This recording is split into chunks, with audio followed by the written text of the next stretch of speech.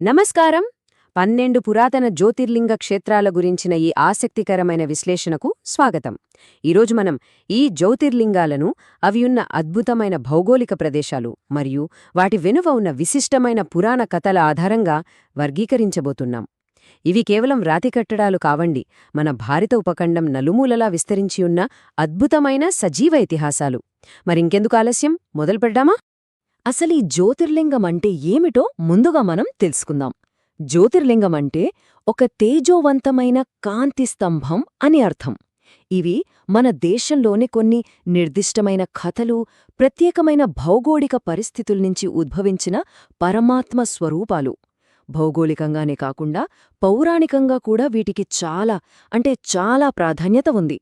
ఈ పవిత్ర స్థలాలను నిజంగా అర్థం చేసుకోటానికి, వాటి ఆవిర్భావానికి కారణమైన నేపథ్యాల ఆధారంగా 6 ప్రధాన అంశాలుగా మనం వర్గీకరించి చూద్దాం.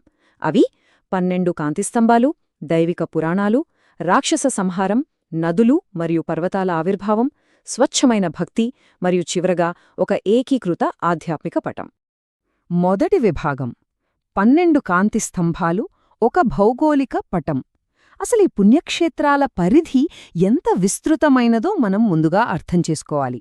మన దేశపటంలో సరిగ్గా 12 చోట్ల ఈ కాంతిస్తంభాలు విస్తరించి ఉన్నాయి. ఆలోచించండి, ఇదొక మామూలు జాబితా కాదు. మంచుతో కప్పబడిన హిమాలయాల నుండి దక్షిణాన సముద్ర తీరాల వరకు ఇవి అద్భుతంగా పరుచుకుని ఉన్నాయి. ఎలాంటి ఆధునిక రవాణా సదుపాయాలు లేని ఆ పురాతన కాలంలోనే వేలాది కిలోమీటర్ల మేర ఇలాంటి ఒక ఆధ్యాత్మిక వలయం ఏర్పడటం నిజంగా ఆశ్చర్యం కలిగిస్తుంది కదూ. ఈ భౌగోళిక వైవిధ్యమే వీటిని చాలా ప్రత్యేకంగా నిలబెడుతుంది. ఇక రెండవ విభాగం దేవతలు, ఇతిహాసాలు మరియు పాప పరిహారం.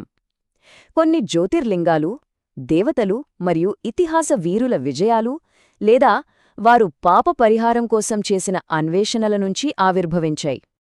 ఇక్కడ మనం చూస్తే గుజరాత్, హిమాలయాలు లాంటి నిర్దిష్ట ప్రదేశాలతో మన పురాతన గ్రంథాలలోని గొప్ప వ్యక్తులు ఎలా అనుసంధానమయ్యారో ఇట్టే అర్థమవుతుంది. ప్రతి క్షేత్రం వెనుక ఒక గొప్ప ఇతిహాసం దాగి ఉంది. ఇక్కడ నిజంగా ఆసక్తికరమైన విషయం ఒకటుందండి. అదే సోమనాథ ఆవిర్భావ క్రమం. దక్ష ప్రజాపతి శాపం వల్ల చంద్రుడు తన తేజస్సును కోల్పోయి క్షీణించిపోతుంటే అతన్ని రక్షించడానికి పరమశివుడక్కడే ప్రత్యక్షమయ్యాడు. అలా ఏర్పడిందే గుజరాతులోని సోమనాథ్ జ్యోతిర్లింగం. ఒక పురాతన శాపం ఒక కాంతి స్తంభం ఆవిర్భావానికి ఎలా దారితీసిందో గమనించారా? అలాగే కేదార్నాథ్ మరియు రామేశ్వరం కథలు కూడా ఇందుకు చక్కటి ఉదాహరణలు. పాండవులు తమ పాప విమోచన కోసం శివుడిని వెతుకుతూ హిమాలయాలకు వెళ్ళినప్పుడు ఆయన ఎద్దు రూపంలో కేదార్నాథులో దర్శనమిచ్చాడు. ఇటు రామేశ్వరంలో చూస్తే శ్రీరాముడు రావణుణ్ణి సంహరించడానికి ముందు శివుడిని పూజించి ఆ లింగాన్ని అక్కడే ప్రతిష్ఠించాడు. ఇతిహాసాలలోని గొప్ప హీరోలు తమ సుదీర్ఘ ప్రయాణాలను కాసేపు ఆపి ఆరాధన కోసం ఈ స్తంభాలను ఎలా స్థాపించారో ఇది మనకు స్పష్టంగా చూపిస్తుంది. కాని ఎప్పుడైనా ఆలోచించారా, చీకటి శక్తులు అమాయక భక్తులను బెదిరించినప్పుడు విశ్వంలో సమతుల్యతను కాపాడటానికి ఏం జరుగుతుంది? తదుపరి విభాగానికి వెళ్లి ఆ సంగతేంటో చూద్దాం. మూడవ విభాగం అమాయకుల రక్షణకై రాక్షస సంహారం. క్రూరమైన దుష్టశక్తులను మట్టికరుపించిన ప్రదేశాలలో వెలసిన జ్యోతిర్లింగాలను మనం ఈ విభాగంలో విశ్లేషిస్తాం. ఉజ్జయిని లాంటి ప్రాంతాలలో శక్తివంతమైన రాక్షసుల సంహారం వల్ల ఈ క్షేత్రాలు ఎలా ఏర్పడ్డాయో మనమిక్కడ స్పష్టంగా గమనించవచ్చు. ఇందుకు ఉజ్జయిని, మహారాష్ట్ర అలాగే గుజరాత్ తీర ప్రాంతాలు అద్భుతమైన ఉదాహరణలు. ఇక్కడ ఒక కామన్ పాయింట్ ఉందండి.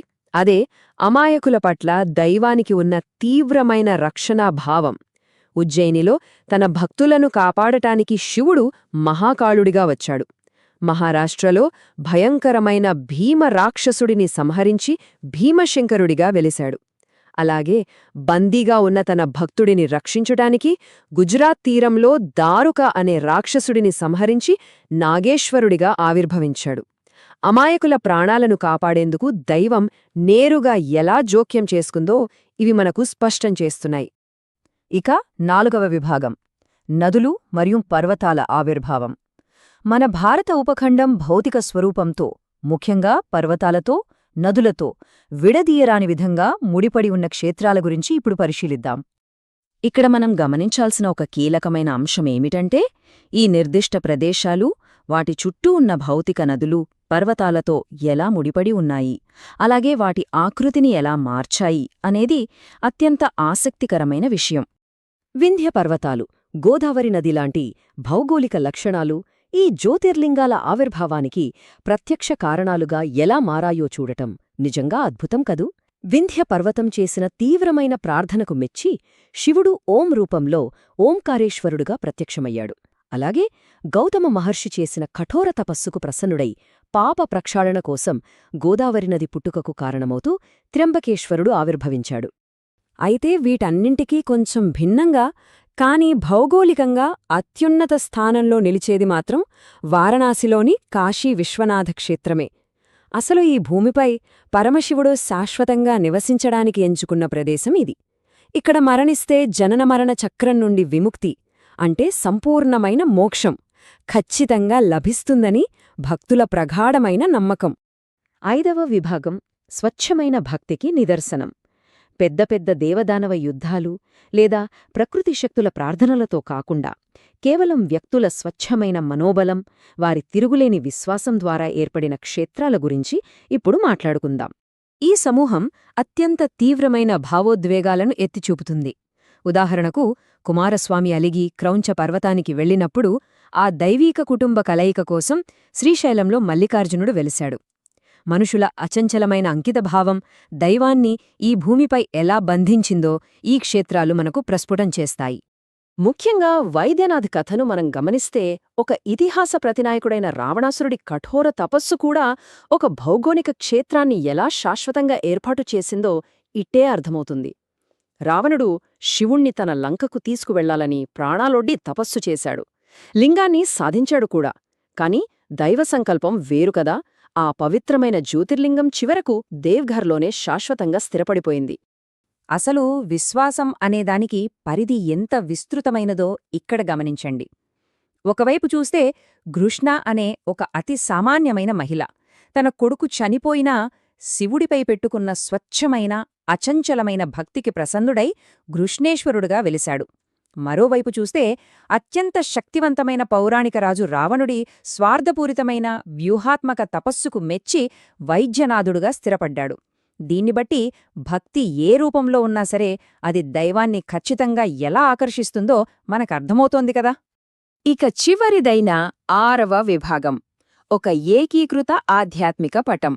ఇప్పటివరకు మనం మాట్లాడుకునే ఈ ఇతివృత్తాలన్నింటినీ ఒకచోట చేర్చితే ఒక అద్భుతమైన ఏకీకృత ఆధ్యాత్మిక పటం మన కళ్ల ముందు ఆవిష్కృతమవుతుంది.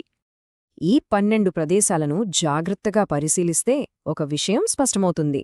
హిమాలయాల మంచు శిఖరాల నుండి దక్షిణ భారతదేశపు సముద్ర తీరాల వరకు ఇవి భౌగోళికంగా విస్తరించి ఉన్నాయి. రక్షణ కావాలన్నా, పాప పరిహారం జరగాలన్నా, దైవంతో మమేకమవ్వాలన్నా, ఇలా మనిషిలోని బలమైన కోరికల చేత ఇవి ఒకే తాటిపైకొచ్చాయి. భౌగోళిక ప్రదేశాలను కేవలం నేలగా కాకుండా అద్భుతమైన ఇతిహాస కథలుగా మార్చేసి ఒక ఉపఖండం మొత్తాన్ని భక్తి అనే ఒకే దారంతో కట్టేశాయి ఈ జ్యోతిర్లింగాలు. ఇక ఈ అన్వేషణను ముగించే ముందు ఒక ముఖ్యమైన విషయాన్ని మనం ఆలోచించాలి. ఇన్ని వేల సంవత్సరాల నాటి పురాతన పౌరాణిక ఘట్టాలు, ఈ విశేషమైన భౌగోళిక కథలు నేటికీ ప్రపంచవ్యాప్తంగా లక్షలాది మంది భక్తుల ఆధ్యాత్మిక ప్రయాణాలను ఎలా ప్రేరేపిస్తూనే ఉన్నాయో ఒక్కసారి గమనించండి. ఈ కాంతి స్తంభాలు కేవలం రాతి కట్టడాలు కావు సుమా. ఇవే తరతరాలుగా మానవ మనుగడకు దిశానిర్దేశం చేస్తున్న సజీవ కాంతిపుంజాలు. ఈ ఆసక్తికరమైన విశ్లేషణలో నాతో పాటు మీరు పాల్పంచుకున్నందుకు చాలా సంతోషం. ఈ సమాచారం మీకు కొత్త విషయాలను తెలియజేసిందని ఆశిస్తున్నాను.